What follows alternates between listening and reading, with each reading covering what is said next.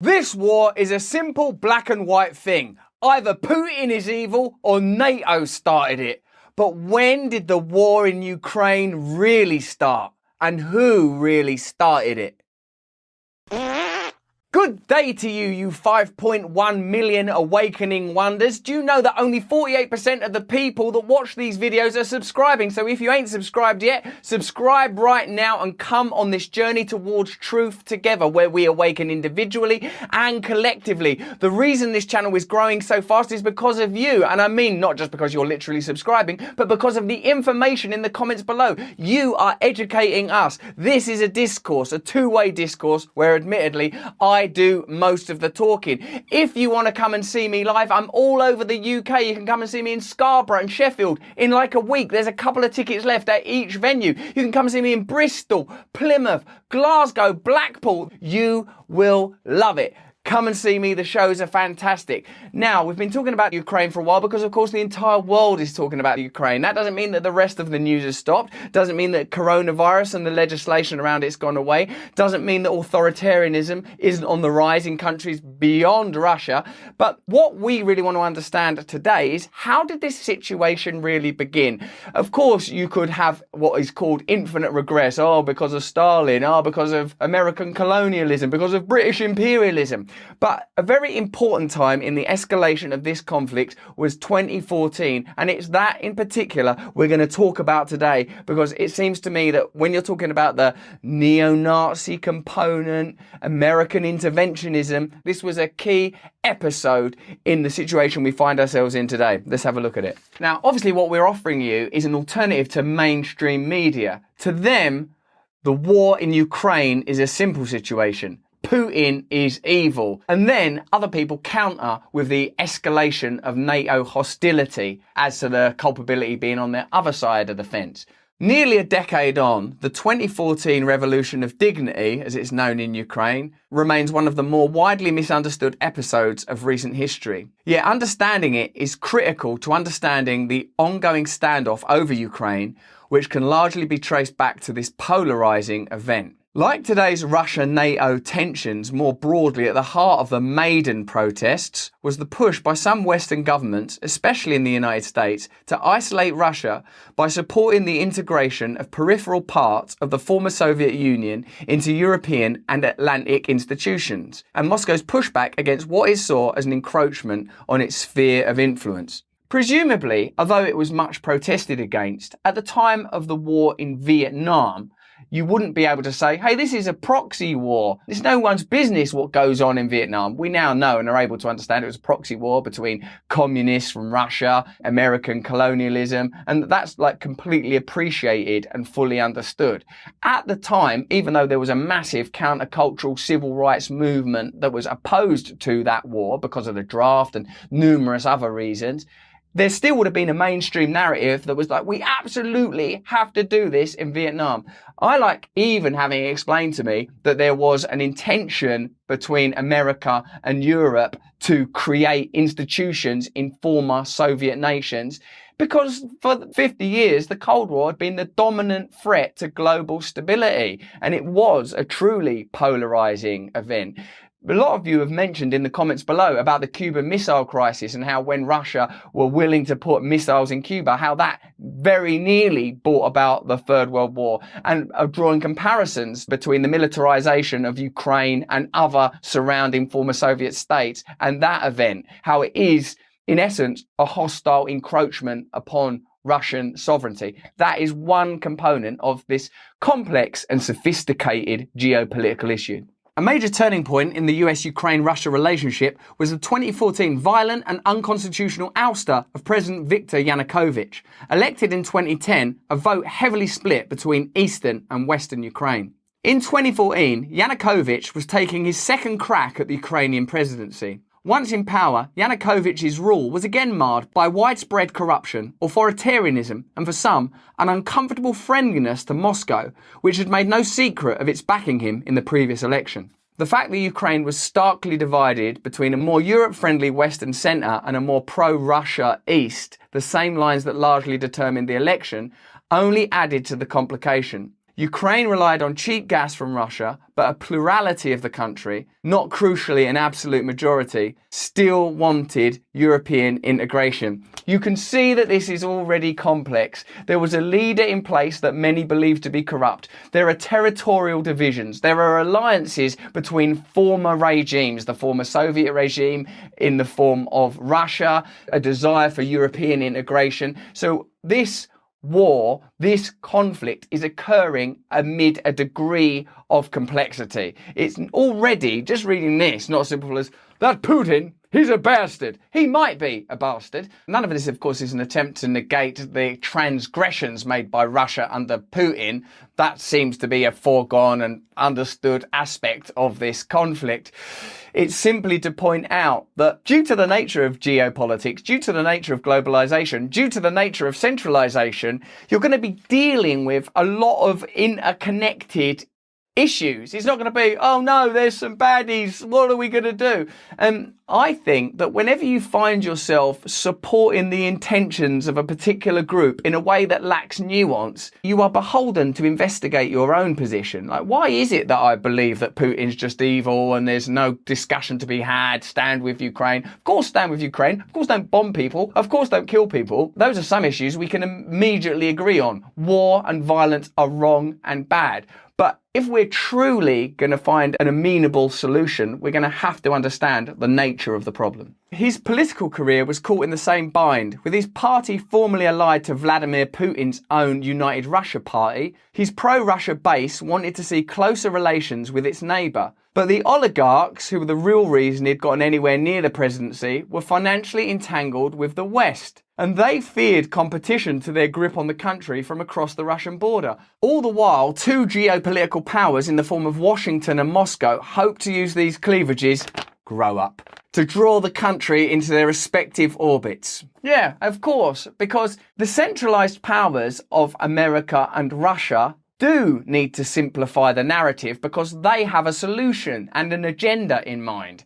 The only way you could actually get anywhere with this is to let go of an outcome, right? You'd have to go, all we want is peace and for people not to be harmed and for ordinary people to have as much power in their own lives as possible.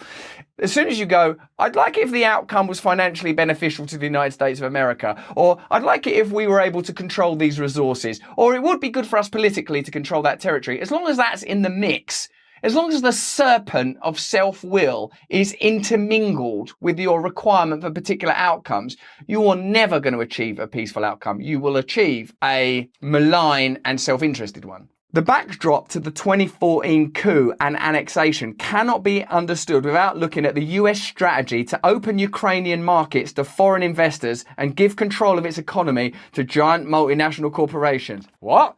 America? Trying to open up new markets? Hi, how dare you? How could you even? What evidence? When is there previous history of America trying to open up markets to global conglomerates?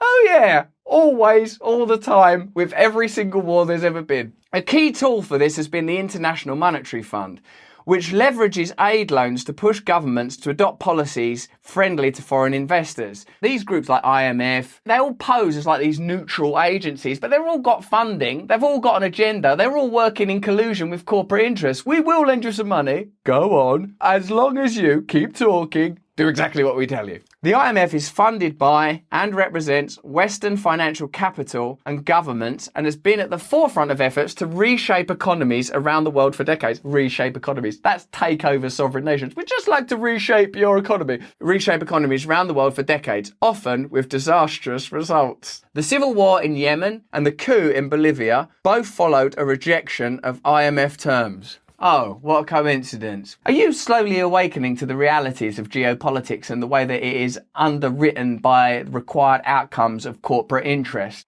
In Ukraine, the IMF had long planned to implement a series of economic reforms to make the country more attractive to investors. Not the people who live there, investors. In 2013, after early steps to integrate with the West, Ukrainian President Viktor Yanukovych turned against these changes and ended trade integration talks with the European Union. Months before his overthrow, he restarted economic negotiations with Russia in a major snub to the Western economic sphere. By then, the nationalist protests were heating up that would go on to topple his government. Okay, so this dude was starting to snub Western and European interests in favour of Russian interests. Whether you believe that's right or wrong, that's, up for you to determine and decide while picking through this complex information. But what it starts to make me think is the kind of sanctimony and piety of Western support of the situation in Ukraine has to be queried a little bit.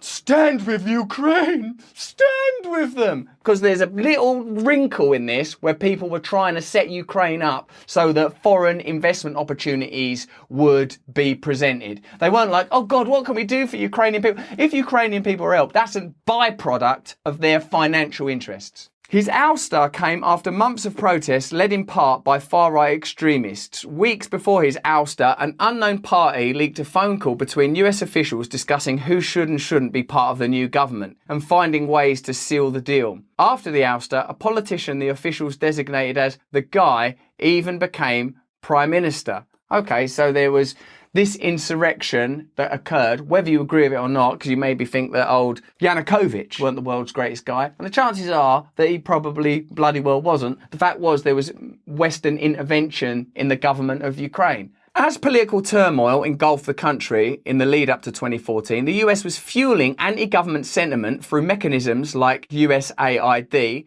and National Endowment for Democracy, NED, just as they had done in 2004. In December 2013, Victoria Nuland, Assistant Secretary of the State for European Affairs and longtime regime change advocate, said that the US government had spent $5 billion promoting democracy in Ukraine since 1991. $5 billion promoting democracy. Whose democracy? For who? It's like, oh God, we just got to help Ukrainian people. Come on, let's promote democracy. Do you get anything out of this? Oh God, I suppose down the line there could be these political advantages and these economic advantages, but as long as democracy's okay. If you care about democracy so much, do it in your own bloody country. The NED is a key organisation in the network of American soft power that pours $170 million a year into organisations dedicated to defending or installing US-friendly regimes.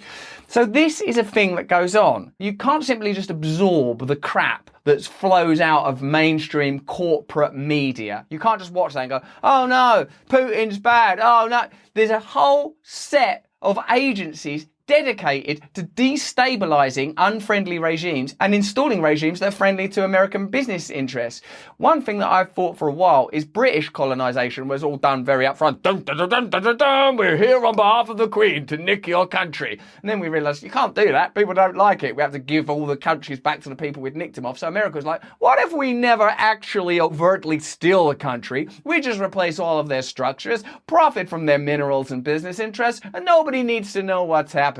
Now the true nations are the corporate nations. Now the true interests and powers are the corporate powers, and the governments are merely the facilitators of their interests. Discuss. Comments below. The Washington Post's David Ignatius once wrote that the organisation functions by doing in public what the CIA used to do in private. Wow. Destabilising governments and installing friendly regimes. The NED targets governments who oppose US military or economic policy, stirring up anti-government opposition. While this is still not conclusive about why the war in Ukraine is happening, it is important information. That's not nothing. All of that's not, that's all irrelevant. It's just Putin's evil. He's the new Hitler, is what he is. That is an attempt to borrow an existing narrative, to flatten out, iron out nuance and prevent you saying, God, I don't know that we really understand what's happening here. The solution probably involves a wide range of things, like NATO not encroaching on that territory, like America ain't going to intervene in the democratic process of sovereign nations, which America aren't able to do because all of their relationships with corporations, the very corporations that fund the two political parties in America, are contingent on pledges of that nature being made. Oh, we can predict that profits will go up this much because we're going to have access to these resources. We can predict your profits are going to go up this much because there's going to be a war and we're going to be selling it.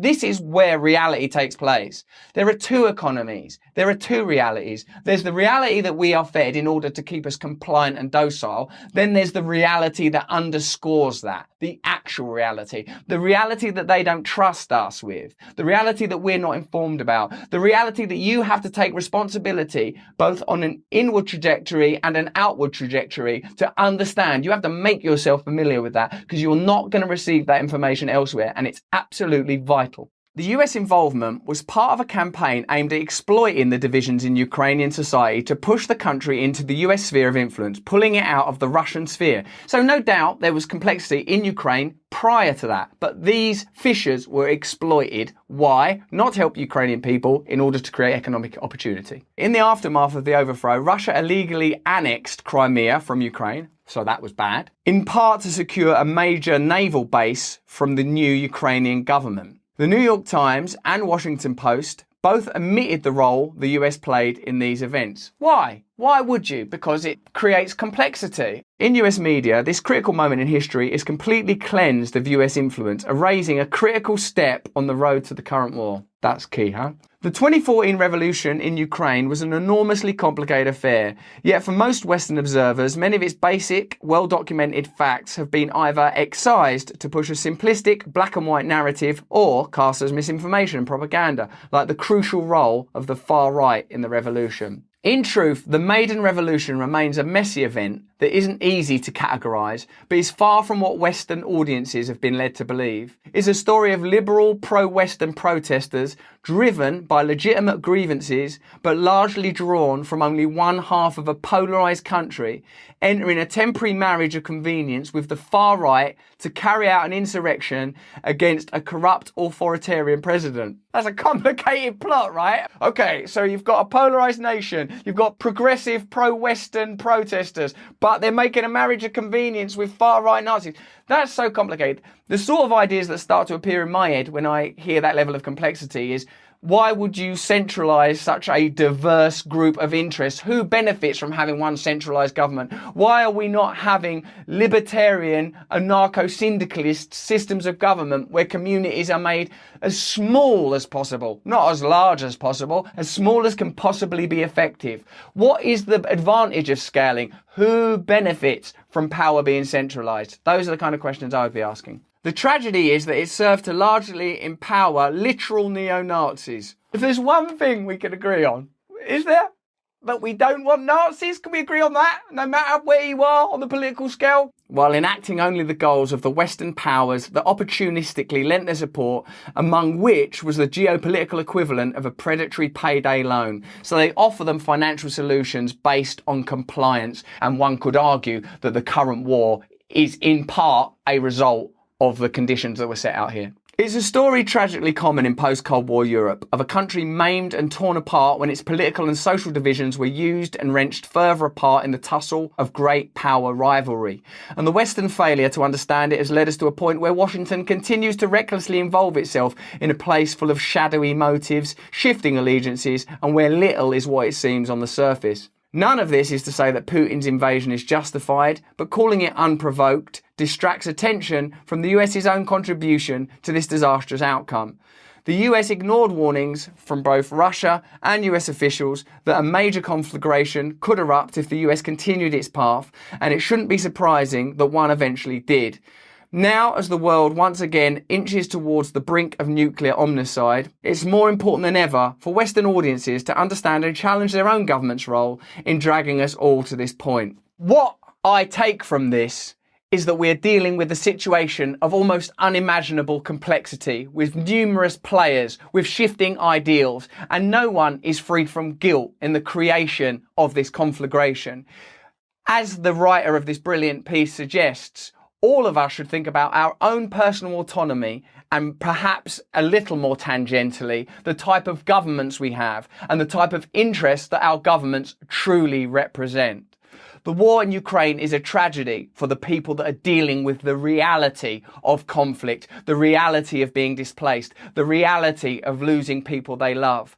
But to simplify the narrative does them a greater disservice. To say simply that Putin is an evil expansionist even though he may be, while neglecting to include vital information that the political interests and economic interests of our own governments and agencies that are set up primarily to support financial and corporate interests led us in this direction. That there are various ways that this crisis could have been averted if true democracy were allowed to flourish. In our own communities and our own lives, let us insist upon transparency. Let us insist upon democracy. And now we have a situation such as the one in Ukraine. We have to be open and clear about it and resist the attempt to marshal and shepherd us into simplistic thinking, piety, sanctimony, and further foolishness, because the people of Ukraine deserve better. And the only way the world will significantly change is if we are able to change our consciousness and our understanding of such complex situations. But that's just what I think. What do you think? You are educating me. We are in a discourse here. We are in a conversation. Let me know in the comments below what you think we've neglected to clarify, if we've made a misstep, if you like the sources that we're using. Let us know below. Let me know how this makes you feel. Does this make you feel disheartened and less empowered? Or does it show you that there is a way for you to personally awaken and engage in this stuff? If you enjoyed this video, have a look at this one or this one, and come and see me live on tour, Glasgow, Bristol, Blackpool. All over the country. It's a wonderful experience. We deal with this stuff directly and I hope correctly. Sign up to the mailing list too so I can continue to communicate with you, and most importantly of all, please stay free.